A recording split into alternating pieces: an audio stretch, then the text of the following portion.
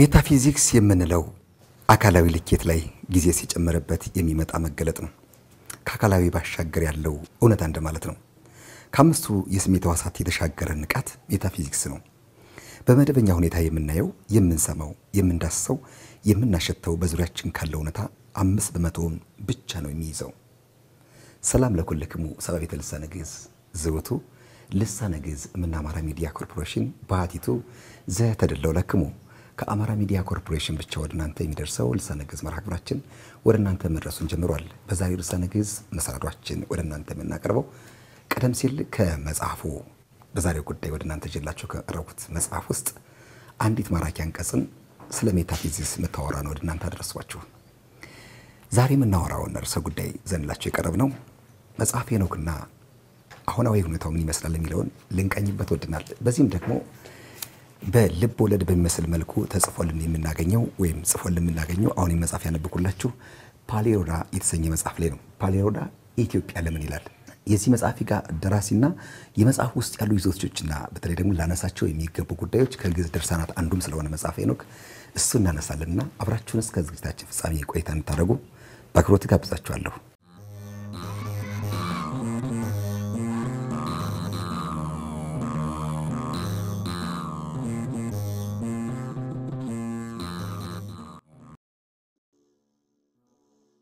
ለዚህ መንገዳችን አብረውን ቆይታ የሚያደርጉት ደግሞ ዶክተር ደሳለው ካሳሁን ይባላሉ። በእንጅባራ ከተማ ማለት ነው ጠቅላላ ሐኪም ናቸው። የራሳቸውን ዶክተር ደሳለኝ ካሳሁን መካከለኛ ክሊኒክ ወይም ጤና ጣቢያ ያላቸው ሐኪም ናቸው ማለት ነው። ከዚህ ባሻገር ደግሞ ሌሎች የወለዷቸው መጽሐፍት አሏቸው። ከፓሌሮዳ ባሻገር አቤሴሎም ሚል መጽሐፍ ካሁን በፊት የደረሰው አለ። የኮሮናው መብረቅና የልቦናው ውቅር ደግሞ ከዶክተር አቡሽ ጋር የደረሳቸው መጽሐፍቶች አሉት። ከሳቸው ጋር ነው ቆይታ የምናደርግ። አሁንም አብራችሁን ቆዩ። ዶክተር እንኳን ደህና መጣ። እንኳን ደህና ቆያችሁ። አመሰግናለሁ። ልሳነ ግዕዝ መርሃ ግብር ላይ ነው የምትገኙ። በልሳነ ግዕዝ ከምንዳስሳቸው ጉዳዮች ደግሞ ቆየት ያሉ በግዕዝ ድርሳናት ተደርሰው ለሀገር በጎ አበርክቶ ያበረከቱ ያላየናቸው ወደፊት የምናያቸው የተደበቁብንም ጉዳዮች የምንዳስስበት መሰረት ነውና እጅግ አድርጌ በልሳነ ግዕዝ መርሃ ግብር ታዳሚዎችም እጅግ አድርጌ አመሰግናለሁ። እኔም በጣም አመሰግናለሁ ለተሰጠኝ እድል። ፓሌሮዳን የመሰለ መጽሐፍ ጽፈልን ነው የተገናኘን። በእርግጥ ሌሎች መጽሐፍ አላነበብኳቸውም። ይህንን ሳገኘው ቆንጠር አድርጌ ለማንበብ ፈልጌ ነው አንስቼ ካነበብኩት አንጻር የተገናኘ ነውና የመጽሐፍ ርዕስ በጣም ከበድ የሚል ለመያዝ ፓሌሮዳ ነው የሚለው። ኢትዮጵያ ለምን የሚለው ከስር አለውና ሐኪም ነህ። ሐኪምና ድርሰት ምን አገናኘው? እንግዲህ ሐኪምና ድርሰት አጋጣሚ ነው ያገናኘኝ። እኔ እንግዲህ ሐኪም ከመሆኔ በፊት እንደማንኛውም ሰው በትምህርት ቤቶች አልፌያለሁ። 2004 ላይ የተሻለ ውጤት አምጥተው በሕክምና ሙያ ጎንደር ዩኒቨርሲቲ ከተቀላቀሉት ተማሪዎች አንዱ ነበርኩኝ። የሳይንስ አምባ ተማሪ? አዎ፣ የሳይንስ አምባ ተማሪ ነኝ። ወደ ስነ ጽሁፍ ዝንባሌ የሚጀምረው በዚህ ሰዓት ነው። ሌሎች የሕክምና ጥናትን በሚጀምሩበት ሰዓት እኔ ደግሞ እንዲያውም አብዛኛውን ሰዓት ለስነ ጽሁፍ መስጠት ጀመርኩኝ። ከሕክምናውም ከስነ ጽሁፍም እየሆንኩኝ መጽሐፍ ብዙ ነገሮችን ጻፍኩኝ። በጣም ብዙ መጽሐፍትን ወደ 6 የሚሆኑ መጽሐፍትን በሕክምና ቆይታዬ ከጻፍኩ በኋላ ያሳተምኩት ግን አንድ አቤሴሎም የሚለውን ነው። ሌሎች መጽሐፍት ቆንጆ ነገር የላቸውም ብዬ ያሰብኳቸውን አስወገድኳቸው። ተገምግሞ የተሻለ ነው የተባለውን አቤሴሎምን አሳተምኩኝ። ተማሪ ሆኜ ነው ያሳተምኩት። እንግዲህ መቼስ ጥበብ ሰጠራ እንደዛ አይደለ? አዎ እንደዛ። ስለዚህ ደስ ብሎኛል በእውነቱ። ደግሞ እግረ መንገዱንም ከእህት ምድረ ግቢ ጋር ነው የተገናኘን ማለት ነው። እኔም የማራኪ ወለድ ዩኒቨርሲቲ ተማሪ ነኝና በጣም ይገርማል። በጣም ይገርማል። ለረፍት እንሄድ ነበር አንዳንዴ ከፈተና በኋላ ፖስት ኤግዛም እንለዋለን። ማራኪ? አዎ፣ ፖስት ኤግዛማችንን ብዙውን ጊዜ ማራኪ ካሉት ጓደኞቻችን ጋር ሄደን እናሳልፋለን። የመጽሐፍን ርዕስ ፓሌሮዳን ያልከው ከዛ ደግሞ ኢትዮጵያ ለምን ይላልና ምን ማለት ነው ፓሌሮዳ? ፓሌሮዳ እንግዲህ እውነትም ነው ሀሳብም ነው፣ ሀሳባዊ ነገርም ነው ማለት ይቻላል። እውነት የሚሆነው እንዴት ነው? እኔ ወደ እንትን ከግቢ ወጥቼ የመንግስት ተቋም ላይ ፕራይመሪ ሆስፒታል ላይ ወሎ ካገለገልኩ በኋላ ስፔሻሊቲ ፈተና ተፈትኜ እንትን ገብቼ ነበረ ጥቁር አንበሳ ገብቼ ነበረ ወይም አዲስ አበባ ዩኒቨርሲቲ ስር የገባሁት ምንድነው በስነ አእምሮ ሕክምና ስፔሻሊቲ ነበር የገባሁት። ስለዚህ እዛ የገጠሙኝ ብዙ ነገሮችን ቀን በቀን እጽፍ ነበር ማስታወሻዎችን። ከዚህ ውስጥ አንድ የአእምሮ ታማሚ ነበረ ሁሉም የአእምሮ ታማሚ ነው የምንከታተለው። እኔ የምከታተለው በእኔ አልጋ ላይ ለሳምንታት የተኛ አንድ አእምሮ ታካሚ ነበረ። ስኪዞፍሪኒያ ኮምፕሊኬትድ የሆነ ነገር አለው። ስለዚህ ይህ ታካሚ ምንድነው ያምናል ዴሊዩዥን እና ሃሉሲኔሽን የምንላቸው ነገሮች አሉ በስነ አእምሮ ላይ ከእንትን መውጣት ከሪያሊቲ መውጣት ማለት ነው። ያልሆነውን ነገር እንደዚህ ነው ብሎ ማመን እና ማይታየውን ወይም ማይሰማውን ነገር ማየት ወይም መስማት እነዚህ ከሪያሊቲ ውጭ መሆን ወደ ከፍተኛ አእምሮ መቃወስ ውስጥ የሚመደቡ ናቸው። እነዚህና ሌሎች ተደራራቢ የአእምሮ እንትኖች ያሉበት አንድ ነበር እና ምን ብሎ ያምናል ኮንሺየስነስ የተለያዩ ንቃቶች አሉ ከሰው በላይ ብሎ ያምን ነበረ። ይህንን ነው ምን የመከታተለው መድኃኒቱ በደንብ እየሰራ ታካሚ ተሻለው ማለት እነዚህን እሳቤዎችን መልቀቅ ማለት ነው። እሳቤዎችን ሲለቅ እየተሻለው ነው ብለን ዶዝ እናስተካክላለን። ካለቀቀ ደግሞ እሳቤውን ትክክለኛ ያልሆነ እሳቤ ነው በነገራችን ላይ ዴሊዩዥን ነው። እንግዲህ ዶዙን ማኒፑሌት እናደርጋለን የመድኃኒቱን እንደዛ መከታተለው ሰው ምን ብሎ ያምን ነበረ ከሰው በላይ ከፈጣሪ በታች ኢቭን እስከ ፈጣሪ ድረስ መሀል ላይ ብዙ አይነት ኮንሺየስነሶች አሉ ብሎ ያምናል። እሳቤዎች እንትኖች ንቃቶች እንደዚህ ፓሊሲፒታ ሮፒልታ ምናምን እያለ ይሄዳል። ፓሊሲፒታ ማለት ምን እንደሆነ ያ ቀጥሎ ያለው ነገር ምን እንደሆነ ከሰው አንፃር ከሰው ልጅ አንፃር ያለውን ንቃት ከፈጣሪ አንፃር ያለውን ንቃት ሮላቸውን ሁሉ ታዩኝ ነው የሚለው። ታዩኝ እንደዚህ ያዘዙኝ ነው ብሎ ያምናል። በጣም ፋሲኔት ያደርጋል። ህመም ቢሆንም ህመም ነው። ነገር ግን እንደ ህመም ወስደህ እንደዚህም አንዳንዴ ይገርምሃል ህመምም ቢሆን ያንን ሳደርግ ነበር። ዘይን ኋላ እንዴት ነው ለማገናኘት የሞከርኩት ኮንሺየስነስ እንዳለ ሆኖ ሜታፊዚክስም እዚህ ላይ ስላለ ዘይን መጽሐፍት አሉ ወደሚለው ወሰድኩኝ።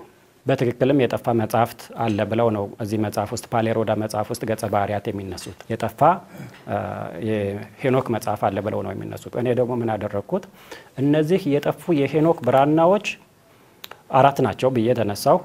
እነዚህ 4 ብራናዎች ፓሊሲፒታ ሌሴፖስ ሮፒልታ ዳሄር ይባላሉ። አንድ ላይ ፓሌሮዳ ይባላሉ። ነገሮችን ለማገናኘት ብዙ መሃል ላይ ነገር አለም ለማገናኘት ሞከርኩኝ። ልብ ወለድ የሚሰጥህን ነፃነት ትጠቀማለህ። ሁሉም ነገር ፐርፌክት መሆን የለበትም።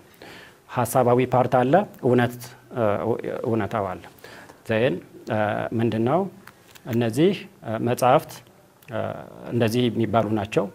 እንዴት ነው የጠፉት? የት ነው የጠፉት? በማን ነው የተወሰዱት? እያንዳንዳቸው ይዘታቸው ምን ይመስላል የሚለውን ነገር ለማሳየት ነው የሞከርኩት እና ይህ ፓሌሮዳ የሚለው የጠፋው የሄኖክ ብራና ስም ነው ብዬ ነው የተነሳሁት። መልካም፣ በጣም ደስ ይላል። መጽሐፍ ምን ላይ በርግጥ 4ቱ የሄኖክ አፎች ያልከው ይመስለኛል። እነዚህ እንግዲህ ፓሌሮዳን ብለህ ያስቀመጥካቸው። ስለዚህ ፓሌሮዳ አዲስም ነው ይይዛል ማፍ ልክ አሁን ከቅርብ ጊዜ ወዲህ የምናያቸው መጽሐፎች አሉ በተለይ እንደዚህ አይነት ይዘት ያላቸው ግን ደግሞ እውነትን ይዘው የመጡ እና ሰው ባለማመን ውስጥ ነው ስነ ጽሁፍ ቅድም አንተ ያልከው የሰጠውን ነፃነት ተጠቅሞ በመጽሐፍ ደረጃ እውነት ናቸው እውነት አይደለም ሁሉ ግራ የሚገባው ሰው አለና እንደተባለው እንደውም አንተ መግቢያ ላይ አስጠንቅቀን የገባው የቦታም የሁኔታም የመጽሐፍትም የምንም ልዩነት የሌለበት እውነት ነው አይነት ሁሉ ብለን የገባ እነዛኞቹ ደግሞ ምንም ሳይሉ ገብተው ግን ከተቀበልክ ተቀበል ብሎ የሚባሉ ጻፊዎች ገርሞኛል። ሜታፊዚክስን ነካርገልናልና ብቃትን በአንድ ጉዳይ በአንድ ትምህርት ርዕሰ ጉዳይ በአንድ ሆነ ጉዳይ ብቻ መንቃት አለ ወይም ኮንሺየስ ቅድም አንተ ያልከውና ከዛ ደግሞ ንቃት ደግሞ ንቃት አለ። ብቃት ደግሞ ይሄ በተለይ በመንፈሳዊ ዓለም የሚገኝ የንጽህና ማደግም ተብሎ እንደሚጠራ ነገሮች ይኖራሉና በሜታፊዚክስ ፍልስፍና ውስጥ አስገብተው ይህንን ታነሳልናለህ። ሜታፊዚክስ ነው ብለው አንዱ ከዛ ከወከልከው ገጸ ባህሪ ውስጥ አንዱ ይሄን ያነሳልና በደንብ ያብራራዋል። እንደው ራሱ ሜታፊዚክስ ምንድነው? እስኪ ለኛ በሚቀርበን መንገድ አስረዳንና ከዛስ እንደው ብቃትና ንቃትን ሲያገናኝበት የሚለው ነገርስ ሜታፊዚክስ ምንድነው? ከአምስቱ ስሜቶች በላይ የሆነውን ከፍተኛ ህላዌን የሚያጠና ነገር ነው። የፍልስፍና አካል ነው። ሜንስትሪም ሳይንስ አይደለም። የፍልስፍና አካል ነው። በቲዮሪ ደረጃ፣ በስፔኩሌሽን ደረጃ፣ በሎጂክ እና በሪዝኒንግ ከአምስቱ ስሜቶች አሁን እኔና አንተ ካለን የመገንዘብ፣ የመዳሰስ፣ የማየት፣ የመስማት አቅም በላይ የሆኑ ነገሮችን የሚያጠና ነው። ስለ ዩኒቨርስ ያጠናል። ስለ የሰው ልጅ ህልውና ያጠናል። ስለ ቲዮሎጂ ያጠናል። ሚስቲካል ሜታፊዚክስ ብሎ እና ከአምስቱ ስሜቶች ባሻገር ከአካላዊነት ባሻገር ያለውን የሚያጠና የማይጨበጠውን፣ የማይሰማውን፣ የማይታየውን እነዚህን ነገሮች የሚያጠና የፍልስፍና ዘርፍ ሜታፊዚክስ ይባላል። ሜንስትሪም ሳይንስ ላይ አይደለም። አሁንም ሰዎች ምናልባት እንዳይጋጭባቸው መፈልገው ቲዮሎጂ ሲሆን ወይም ቲዮሎጂም ሆነ ሜታፊዚክስ ለስፔኩሌሽኖች ክፍት ነው። ሪጅድ አይደለም፣ ክፍት ነው። ለሳቢዎች ክፍት ነው። አንተ እንደዚህ ብለህ ማሰብ ትችላለህ፣ እኔ እንደዚህ ብዬ ማሰብ እችላለሁ ነው። ዋናው ነገር ግን የሚስማሙበት ነገር አለ። ንቃት ሲባል ምንድነው? ሃየር ሌቭል ኮንሺየስነስ ነው። የሰው ልጅ አካሉን ብቻ አይደለም ነው። የሰው ልጅ አካሉን ብቻ አይደለም፣ ከአካል በላይ የሆነ ህላዌ አለው ነው። ይህም አሁን ያለን ነገር በአምስቱ ስሜቶች የምንደርሰው የደረስንበት ነገር 5% እውነታ ብቻ ነው 95% የሚሆነው ንቃት ያልተደረሰበት ነው። ማናየው ነገር ሊሆን ይችላል። ይህ ማለት አሁን የምናየው እያየን ያለነው በትክክል የሰው ልጅ ማየት ከሚችለው የመጨረሻ አቅሙ 5% ብቻ ነው ማለት ነው። እንግዲህ ይህ ምንን ያስደግፋል? የተሰወረ ቤተ መቅደስ፣ የተሰወረ ከተማ፣ አንዳንድ ነገሮች ኢቭን መላእክት እነዚህ መንፈሶች ናቸው አይታዩም የሚለው ነገር ይህ የኛ አቅም እነሱን ቪዥዋላይዝ ከማድረግ የማድረግ ደረጃ ላይ አልደረሰም የሚለውን ያስደግፋል።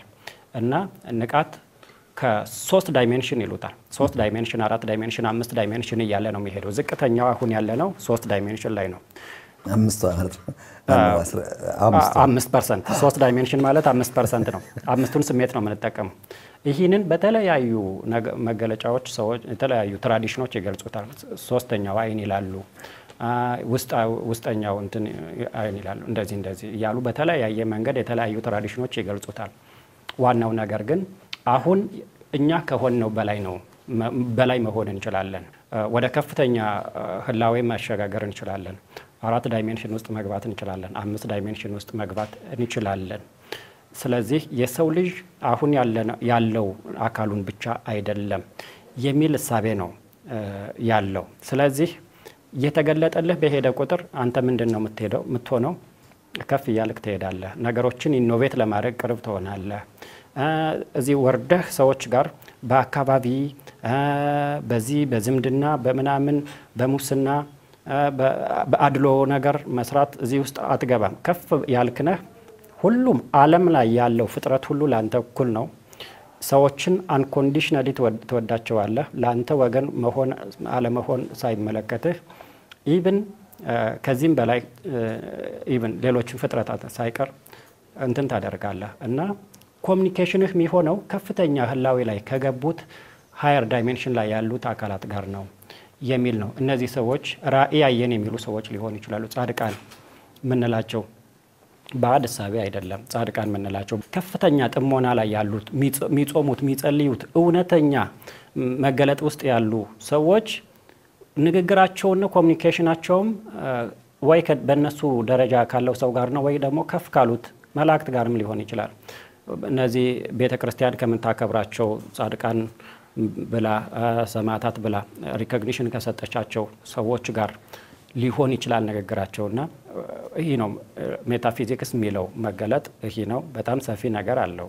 የሚታየው ነገር ነው የምትለው መጽሐፍ ላይ በጣም የገረመኝ ንግግር አገላለጽ ማለት ነው። የሚታየው ነገር የማይታየው ነጸብራቅ ነው ወይ ደግሞ የማይታየው ነገር እንዲሁም አንድ ነገር ተቃራኒ የለውም። ያላየነው ነገር ሌላኛው ክፍል ነው እንጂ ትላለህ። ምን ለማለት ፈልግ ነው? እሱም አሁን እንደው እኔ ሀሳብ ወይም የኔ ኢንተረስት ሳይሆን የሜታፊዚክስ ቴዎሪዎች ናቸው እነዚህ። ሎ ኦፍ ኮረስፖንደንስ የሚባል አለ። ሎ ኦፍ ኮረስፖንደንስ የሚባል በሜታፊዚክስ የሚታወቅ ነገር ነው።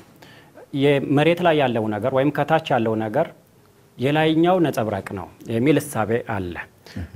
ለምሳሌ የፕላኔቶች ወይም የከዋክብት ኮንስተሌሽን መሬት ወርዶ በሰዎች በሴሎች እና በቲሹዎች ደረጃ ሊገለጽ ይችላል። የላይኛው ነጸብራቅ ነው። ኢቭን ኮከብ ቆጠራ ምናምን ሲባል ምንድነው ከላይ ያለው እንትኖቹ ከዋክብቱ ኮንስተሌሽን የነሱን መዛባት ተከትሎ መሬት ላይ ያለው ነገርም ልክ አለ መሆኑ ጋር ተያይዞ ሰው ሊታመም ይችላል። የሆነ መጥፎ የሆነ እጣ ፈንታ ሊገጥምህ ይችላል። ምኑን ተከትሎ ከላይ ያለውን የከዋክብትንና የፕላኔቶችን አሬንጅመንት ወይም ኮንስተሌሽን ተከትሎ የላይኛው የታችኛው ነው። ለምሳሌ ወደ ላሊበላ አካባቢም ስንሄድ የላሊበላ አወቃቀር መሬት ላይ የተሰራው ሲምቦል ነው። ይህ ሲምቦል የላይኛውን የሰማያዊት ኢየሩሳሌም ምሳሌ ለማመላከት የላይኛው ምልክት ሆኖ ምድር ላይ የተሰራ የላይኛው ነጸብራቅ ነው። the law of correspondence ይሉታል፣ sacred geometry ይሉታል። እና ይህ አንዱ የሜታፊዚክስ ቲዮሪ ነው፣ የኔ አይደለም እና ለማስደገፍ የተጠቀምኩት ነው። ሌላው ደግሞ ካታቤዚስ አናቤዚስ ነው። ቅድም ያልከው ሁሉም ነገር መውደቅ መነሳት የሚለው ነው። መውደቅ ምንድነው? እንደ ሀገር ትወድቃለህ። ያ ማለት ድህነት ይኖራል፣ ችግር ይኖራል፣ ግጭት ይኖራል፣ መጥፎ ነገር ይኖራል። እያንዳንዱ ከመውደቅ ጀርባ ቀጥሎ የሚመጣ መነሳት ይጠበቃል የሚል ነው። ይህ በጣም ብዙ እሳቤዎች ውስጥ ያለ ነው። ከዚህ ውስጥ አንዱ የኢትዮጵያ የኦርቶዶክስ ቤተክርስቲያን ውስጥ ያለ ነገር ነው። መናንያን ጋር ያለ ነገር ነው። እነዚህ መነኮሳት ዋሻ ውስጥ ገብተው የሆነ በረሃ እንትን ወርደው ጥሞና ላይ የሚሆኑት መናኝ የሚሆኑት ምንድነው? አሁን ላይ ያለውን የዓለሙን ሁኔታ ስላልወደዱት አሁን ቀድሞ በራሳቸው ፈቃድ እየወደቁ ነው።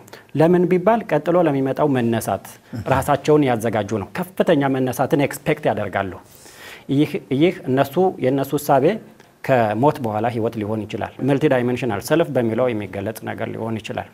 ይህኛውን ዳይሜንሽን ስታጣ ወደ ሌላው ዳይሜንሽን ስትዘዋወር ተቀባይነት እንዲኖርህና ያን ጊዜ ጥሩ ነገር አጋጣሚ እንዲገጥምህ አሁን ላይ ቀድሞ መውጣት። ሀገሪቱም አሁን ያለችበት ጥሩ ያልሆነ ድባብ ውስጥ አሁን አለች። ይህ የመውደቋ ፓርት ነው።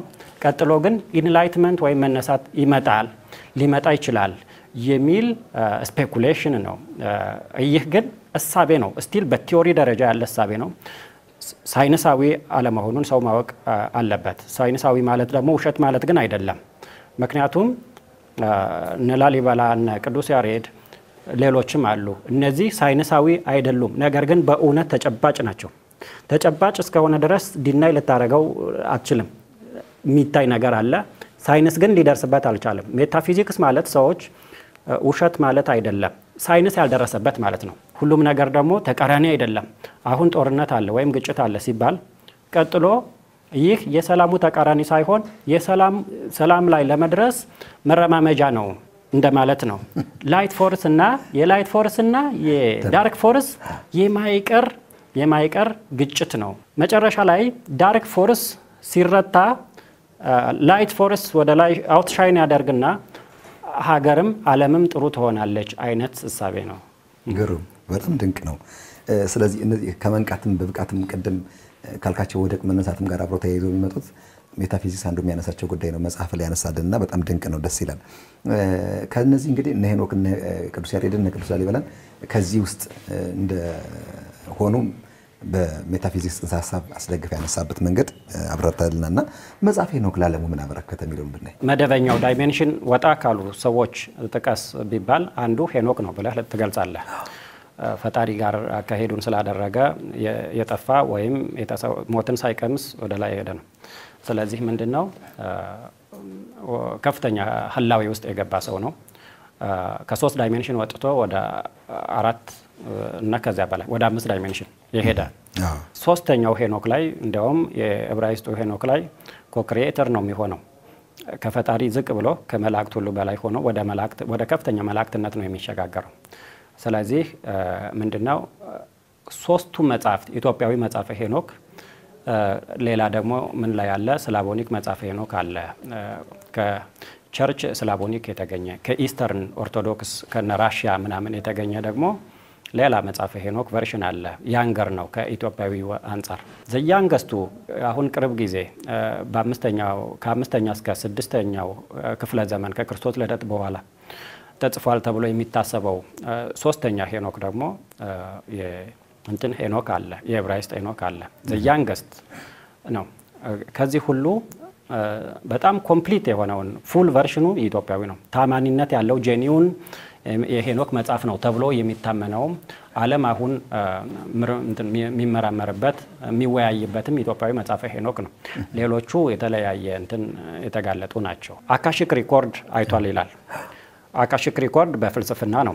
በሜታፊዚክስ ነው በራሱ በሄኖክ መጽሐፍ ላይ ግን ምንድነው የሚለው የሰማይ ሰሌዳ ነው አካሺክ ሪኮርድ የሰማይ ሰሌዳ የሚለው አካሺክ ሪኮርድ የሚለው ነው ይህ ምንድነው ያንዳንዱ ጣፈንታ የተጻፈበት ሐሳባዊ ሰሌዳ ነው የሰማይ ላይ ያለ ሐሳባዊ ሰሌዳ ያንዳንዱ የዓለም ጣፈንታ የሰዎች ጣፈንታ ሳይቀር ሚስጥራት ምናልባትም ከዛሬ 1000 ዓመት በኋላ ዓለም ምን ያጋጥማታል የትኛው ሀገር ምን ይሆናል የሚለውን ፌት ሳይቀር በዝርዝር የተጻፈበት ነገር እንደሆነ ወደፊት የነበረውንም አሁን ያለውንም ወደ የሚመጣውንም ነገር ያንዳንዱ በዝርዝር የተጻፈበት ነገር በደንብ አየሁ ይላል እዚህ ላይ ገልጬዋለሁ በዝርዝር ገጸ ባህሪያት ለምንድን ነው የፍቺ የትርጉም መጽሐፍ ወይም የፍቺ መጽሐፍ ፍለጋ የተነሱት ግራውንዱ ወይም መሰረትህ ምንድነው ብትለኝ በቂ ማስረጃ አቀርባለሁ ከራሱ ከመጽሐፈ ሄኖክ ውስጥ ያለው ቨርስ ላይ ተነስቼ ነው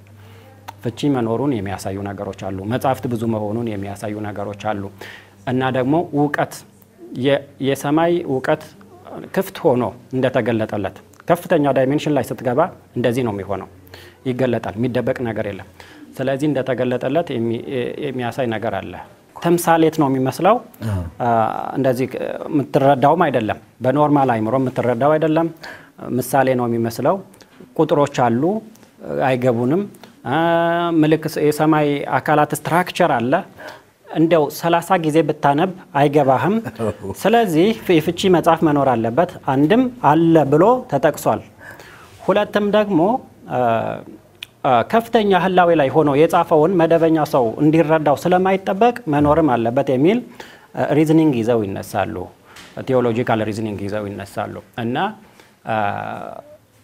ለዓለሙ ምን አበረከተ ቢባል እንትን ስፔኩሌት ማድረግ ነው የሚቻለው ሳይንቲፊክ የሆነ ኤቪደንስ ማቅረብ አይቻልም ነገር ግን ቴዎሎጂካል ኤቪደንሶችን ምናልባትም ሪዝኒንጎችን ሎጂኮችን ማቅረብ ይቻላል አርሞኒየም ተራራ ላይ ተማምለው ሲወርዱ ወደ 200 የሚሆኑ መላእክት በእንትን እየተመሩ ባለቃቸው በስማዚያ እየተመሩ ሲወርዱ ተማምለው ነው የወረዱት ቀጥታ ምንድነው ያደርጉት የተከለከሉ ዕውቀቶችን ማስተማር ነው የጀመሩት የተከለከሉ ዕውቀቶች ለምን ተባሉ የራሱ እንትን አለው የራሱ ምክንያት አለው አንድም ዕውቀቶቹ በወቅቱ በኖርማል በናቹራል ኮርስ መምጣት ሲጠበቅበት አንድ ጊዜ በሰው ልጆች ላይ የፈሰሰ ዕውቀት ነው የመሸከም አቅሙን ሳያመዛዝን ታይሚንጉ ትክክል አልነበረም ኤንድ የት ላይ መቼ ለማን የሚለውን ሳያገናዝቡ እንዳለ ነው ዕውቀቱን ይዘው መጣው የለቀቁት እንትን የጦርነት ሳይንስ ሾተል መስራትን ጎራዴ መስራትን እንደዚህ ቅንድብ መሸለምን የስነ ውበትን አጠቃላይ ኮስሜቲክሱን አጠቃላይ ጦርነቱን አጠቃላይ እንትን ኮከብ ቆጠራን አጠቃላይ ስር መማስንና ቅጠል መበጠስን አጠቃላይ ሌሎችንም ብዙ ነገሮችን አስተማሩ ሲያስተምሩ ባስተማሩት ነገር ተጠያቂ ሆኑ ለምንድን ነው ተጠያቂ የሆኑት አንደኛ ለሰው ልጅ መነሳትና ለሰው ልጅ መልካም ነገር አይደለም ያስተማሩት አንድም ለኮንትሮል ነው ለመቆጣጠር ነው ለብዝበዛ ነው ጊዜውም ትክክል አልነበረም ሰው መሸከም የሚችል አልነበረም ስር መማስን ስር ለምንድን ነው እንትን የሚያደርጉት ቢባል ኮከብ ቆጠራ አካባቢ ሲከድ ሰዎችን ድግምት ምናምን ይሰራል መተት ይሰራበት ነበር በስራ ስርና በሚበጥሱት እንደዚህ በእነሱ ደግሞ ልክ ያልሆኑ ነገሮች በሰዎች ላይ ይደረጉ ነበር ኮስሜቲክሱ ሰዎችን ሴዳክቲቭ እንዲሆኑና አሳሳች እንዲሆኑ የኮስሜቲክስ ትምህርት ሰዎችን የሚያሳስት ሆነ። ጦርነቱ የሚያጋደል ከፍተኛ ደም መፋሰስ ምድር ላይ እንዲፈጠር ምክንያት ሆነ። በዚህ ምክንያት መጨረሻ ላይ እንትን ሆነ ተከለከለ። ነገር ግን መከልከል ብቻ ሳይሆን ተጠያቂ ሆነው ወደ ከፍተኛ ጨለማና ወደ ገደል እንዲጋዙ አድርጓቸዋል። ከፍተኛ የሂዩማኒቲ ኪሳራ ደርሷል ያ ትምህርት አደርሷል። ነገር ግን አሁንም አለ በመንፈስ የተላለፈ ነገር አሁንም ስለመኖሩ ነገሮች እንትን ማሳያዎች አሉ። ለምሳሌ ጦርነት ያን ጊዜ የነበረው ከፍተኛ አውዳሚ ጦርነት ምናልባትም በእነሱ ኢኖቬሽን የተላለፈ ነው ተብሎ ይታሰባል። ኮስሜቲክስ አሁንም አለ። አብዛኛው ሰው ምናልባት የገቢ ሙሉ በሙሉ እንትን የገቢውን ወደ ኮስሜቲክስ እስኪመልሰው ድረስ ተላልቅ ከተማዎች ላይ በተለይ እንዳለ ሰው የቁንጅና ውድድር የሚወዳደር መስሎ ነው ቀኑን ሙሉ የሚውለው። ኮስሜቲክስ አሁንም አለ። አሁንም መተቱ ሊኖር ይችላል። ተንኮሉ አሁንም ይኖራል። ሰው ላይ ጥሩ ያልሆነ ነገር ማሰብ አሁንም ይኖራል። ሰውን መጋደል አሁንም አለ፣ ጦርነቶች። ስለዚህ መጥፎ የሆነውን ነገር አስተምረዋል። ጥሩ የሆነውን ነገር ደግሞ እንግዲህ ብዙ መልካም ነገሮች ከነዛ ኢኖቬሽኖች የመጡ ናቸው ተብሎ ይታሰባል። በሂደትም ቢሆን የመጡ ናቸው ተብሎ ይታሰባል። ለምሳሌ አስትሮኖሚ አስተምረዋል። አስትሮኖሚ ስነፈለክ አሁን የስነፈለክ ወይም የህዋ ሳይንስ ጫፍ የደረሰበት ጊዜ ነው። ግን የተጀመረው በእነሱ ጊዜ ነው። የወደቁ መላእክት አሉ። የሰው ልጆችን አግብተው ኔፍሊሞችን ወለዱ። በጣም ግዙፎች ናቸው።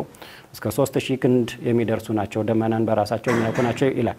ዋናው ነገር ግን በእነዚህ ፍጥረታት የተሸጋገረው እውቀት አንዱ ስነፈለክ አሁን ከፍተኛ ደረጃ እንደርሷል። አሁን የመከላከያ እንትኑ ሳይንስ ከፍተኛ ደረጃ እንደርሷል። ሀገራት ራሳቸውን ዲፌንድ የሚያደርጉበት ነገር ሊሆን ይችላል። ስር መማስና ቅጠል መበጠስ በወቅቱ መጥፎ ነገር ቢሆንም አሁን የጥንት ፋርማኮሎጂ ሳይንስ ጅማሮ ሊሆን ይችላል። የመድኃኒት ቅመማ ምናልባትም በእነሱ ሀሳብ የተነሳ ሊሆን ይችላል እና እነዚህ ነገሮች ላይት ኮንትሪቢዩሽን አላቸው ወይም ነበራቸው ብሎ ለማሰብ ይቻላል። የተወዳችሁ ተመልካቾቻችን ቆይታችሁን እያደረጋችሁት የምትገኙት ከልሳነ ግዕዝ ጋር ነው። በዛሬ ልሳነ ግዕዝ መርሃ ግብራችን ደግሞ ቆይታ ያደረግን የምንገኘው ደግሞ ፓሌሮዳን ከጻፈ ደራሲ ጋር ነው። የፓሌሮዳ ደግሞ መጽሐፈ ሄኖክ ላይ ያጠነጠነ ልብ ወለድ መጽሐፍ ነው። የዚህ መጽሐፍ ማጠንጠኛ ዋና ጉዳይ መጽሐፈ ሄኖክ ለዓለሙ አሁናዊ ተፈላጊነቱ በዛ ልክ ደግሞ እኛ ኢትዮጵያውያንስ ምን ላይ ነን የሚለውና የዚህን ጉዳይ የሚዳሰስ ርዕሰ ጉዳይ ያነሳን የምንገኘው። ለዚህም ደግሞ የጋበዝኳቸው እንግዳይ ደግሞ ዶክተር ደሳለው ካሳሁን ይባላሉ። በእንጅባራ ከተማ የጠቅላላ ሐኪም ናቸው። የአቤሴሎም እና የፓሌሮዳ መጽሐፍ ደራሲ ናቸው። ከዛ ባሻገር ደግሞ ከዶክተር አቦሽ ጋር ደግሞ የደረሷቸው የኮሮና መብረቅ እና የልቦና ውቅር የሚል መጽሐፍም እንዳላቸው ቀደም ሲል አውስተናል ማለት ነው። ከእሳቸው ጋር ነው ቆይታ የምናደርገው። ለእሳቸው ልበል እንጂ እኔ አንተ እያልኩት ነው የምገኝ። ወጣትም ነኝ እናንተ በላይ ስላለኝና ዝግጅታችን እንደቀጠለ ነው። አብራችን ቆዩ።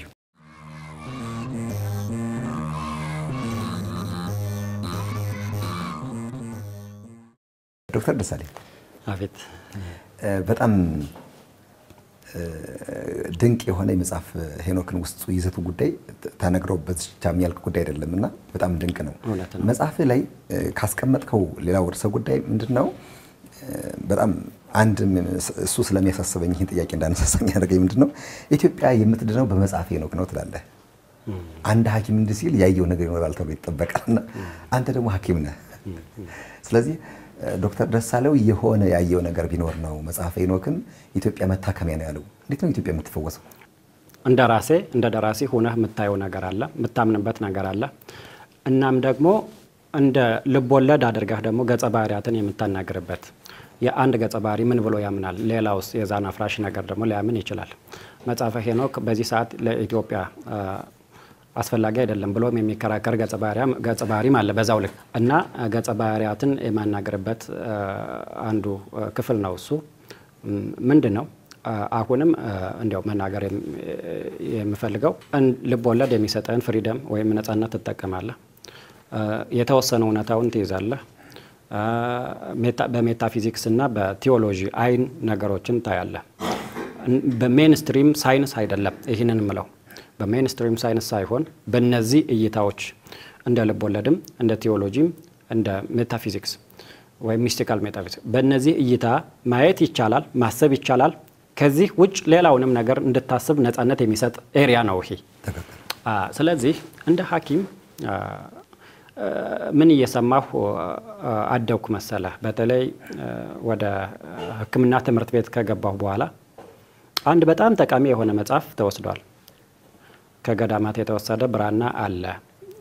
ገና ሕክምናውን በደንብ ሳንገፋበት ምን ሰማው ሩመርስ ነበረ እንደ አፈ ታሪክ በጣም በተደጋጋሚ የሚወራ በጣም ትልቅ መጽሐፍ ነው። ብራና ነው፣ ተሰርቆ ነው የተወሰደው። ጄምስ ብሩስ ነው የወሰደው። ይህ መጽሐፍ ውጭ ላይ ወይም ምዕራብ ላይ ሆኖ ብዙ መድኃኒቶች በሱ እውቀት የሚቀመሙበት ብዙ እውቀቶችን የያዘ መጽሐፍ እንደሆነ ተደርጎ በሰፊው ይወራ ነበረ። ይህንን ስትሰማ እንደ አንድ ዜጋ እንደ አንድ ገና ወደፊት ብዙ ህልም እንዳለው ሜዲካል ተማሪ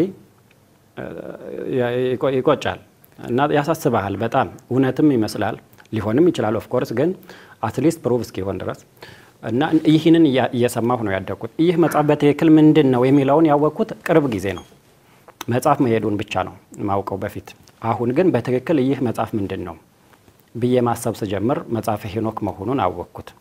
የተለያዩ ሚዲያዎችን ተከታተልኩኝ።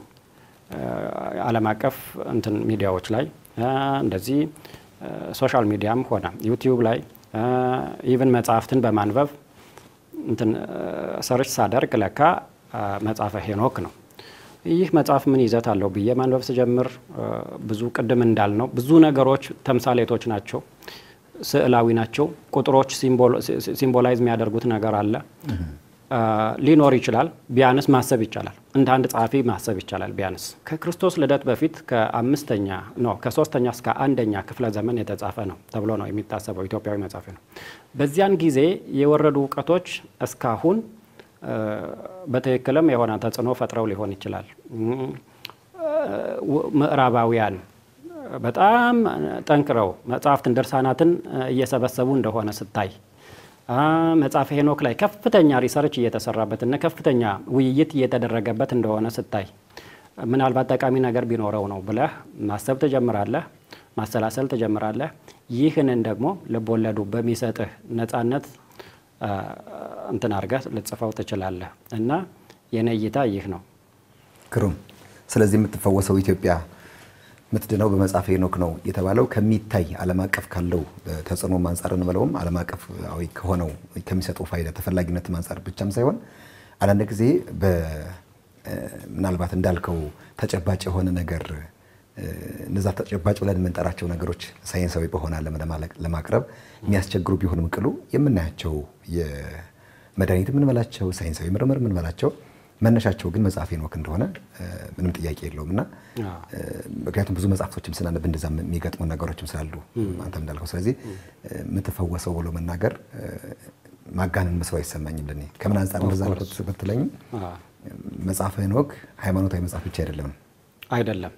እዛም ገጸ ባህሪያት ሲያነሱ መጽሐፈ ሄኖክን ጨምሮ ብዙ ድርሳናትን ለምንድን ነው የሚሰበስቧቸው ምዕራባውያን ተብሎ ሲታሰብ እንዲያውም ሃይማኖታዊ ይዘቱ አይፈለግም ነው የሚሉት።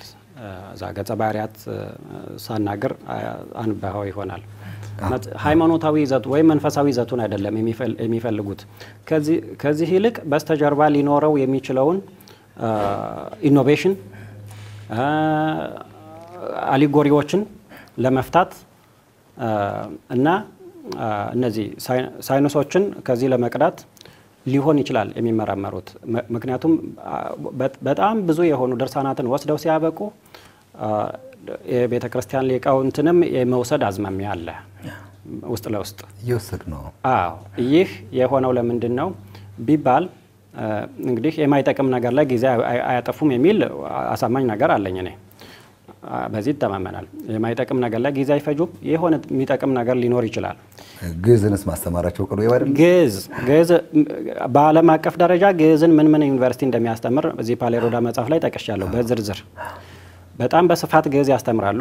ግዕዝ የሚያስተምሩት ግን ግዕዝን ለመታደግ ሳይሆን ግዕዝ ውስጥ የተደበቁ ነገሮችን ለመፍታት ይሆናል የሚል እንትን ጠንከር ያለ ሀሳብ ይነሳል እና እንደዛ አስባለሁ። አሁን እንዳሰብከው ገሩም ሌላኛው ፓሊሮዳ ላይ ከተገለጹ ጉዳዮች መጽሐፈ ሄኖክ እና ኢትዮጵያን በጣም በተለይ ቅድም አንተም እንደገለጽከው ምሳሌያዊ ነው ሚስጥራዊ በሆነ መንገድ የተገለጸበት መንገድ አለና መጽሐፈ ሄኖክና ኢትዮጵያን በፓሊሮዳ እንዴት ነው የተገለጹት?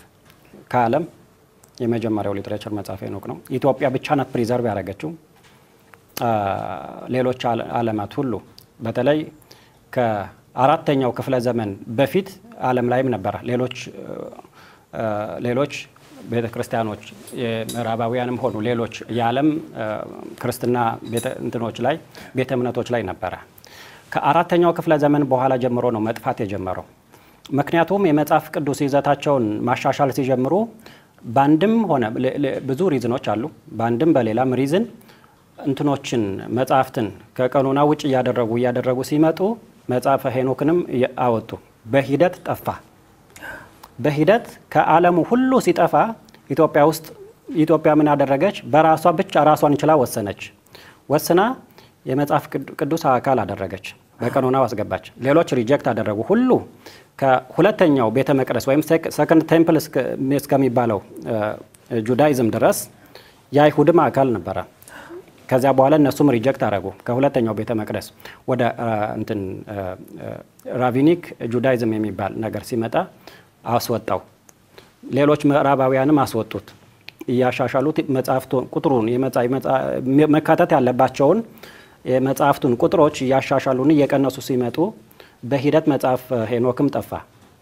ኢትዮጵያና ኤርትራ ብቻ አይ ቲንክ ኤርትራም እንግዲህ ያን ጊዜ አንድ ላይ ስለነበረች ሊሆን ይችላል አላውቅም። ሁለቱ ብቻ ፕሪዘርቭ የመጽሐፍ ቅዱስ አካል አድርገው እነሱ ብቻ አስቀመጡ። እነሱ ላይ ብቻ ነው ያለው። የዘን ለ1400 ዓመታት ከዓለሙ ሁሉ ከጠፋ በኋላ መኖሩ ይታወቃል። ጠፍቶ እያለ መኖሩ ይታወቃል። እንደዚህ አይነት መጽሐፍ አለ ግን ጠፍቷል። እንዲያውም ንግስት ኤልሳቤጥ ነው እንደዚህ አይነት መጽሐፍ በጣም ጠቃሚ ነው፣ የእንግሊዝ ንግስት ጠቃሚ ነገር ነው ይፈለግ ብላ ጄምስ ብሩስን ወደ ኢትዮጵያ የላከች እሷ ናትም የሚባል ስፔኩሌሽን አለ። መጽሐፉ እንዳለ ይታወቃል። ዘፍጥረት ላይም ተጠቅሷል።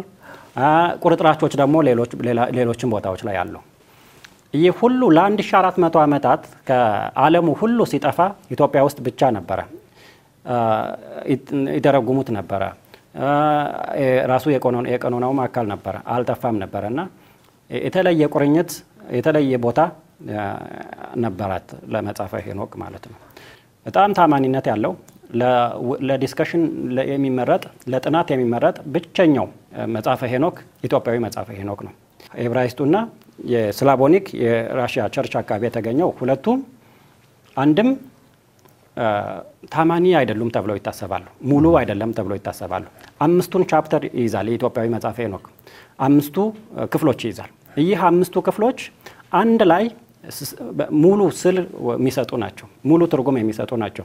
እዛ ላይ ግን እንደዛ አይደለም። የተንጠባጠበ ነው፣ ተቆርጦ ይወጣል፣ ኤዲት የተደረገ አለ። እንዲያውም ከኢትዮጵያዊ መጽሐፈ ሄኖክ ላይም የተወሰደ ነገር አለ። ይህ ብቻ ሳይሆን ሪፕሮዲውሲብል የሆነ ውጤት ሊገኝ አልቻለም። ለምሳሌ ኢትዮጵያዊ መጽሐፈ ሄኖክ ለምንድነው ኦሪጂናል የተባለው? ማመሳከር ተቻለ በሌሎች። በ1947 አካባቢ ቁምራን ዋሻ ላይ ተገኘ።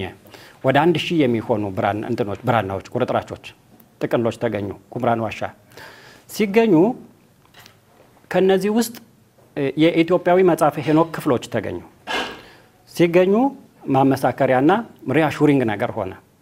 ስለዚህ ይህ መጽሐፍ አንድም ሙሉ ፒክቸር በመያዙ ኮምፕሊት የሆነ ትርጉም የሚሰጥ ስዕላዊ የሆነ ነገር በመያዙ፣ ሁለቱም ማመሳከር ስለተቻለ፣ ሶስቱም በተለያዩ ቦታዎች በተለያየ ጊዜ በተለያዩ ቋንቋዎች የተገኘ ማመሳከር የተቻለ መጽሐፍ ነው። ሌሎች ላይ ቤተክርስቲያን ላይ ደግሞ ቁርጥራጭ በግሪክና በላቲን ተገኘ።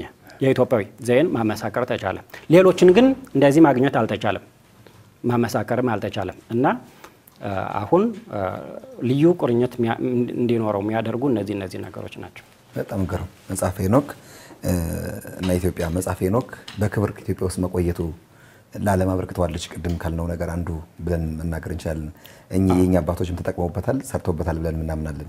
ቅድም በማሳየነት ያስቀመጥናቸው በመሬት ልብ ውስጥም ግንባታቸውን የሰሩ እንደነ ቅዱስ ላሊበላ ውቅር አብያተ ክርስቲያናትን ካየን በመሬት ልብ ውስጥ ብቻ ሳይሆን ከመሬት ልብ በላይ ደግሞ እንደነ ፋሲል አይነት ግንቦችን ያቆሙ ከነሱ በፊትም ደግሞ ከመጀመሪያው ማለት ቢቻልበት ደግሞ አድማስ ድንጋይ የሚባለውን መሰረት በማድረግ ደግሞ ከአንድ ድንጋይ ብቻ ድናክሱም አይነት ሐውልቶች መስራት የቻሉበት ነውና እነዚህ ሁሉ እነ መጽሐፈ ሄኖክ እጅ የለበትም ማለት አይቻልም ማለት ይቻላልና በጣም ድንቅ ነገር ነው ያነሳልን ዶክተር። በጣም ደስ ብሎኛል።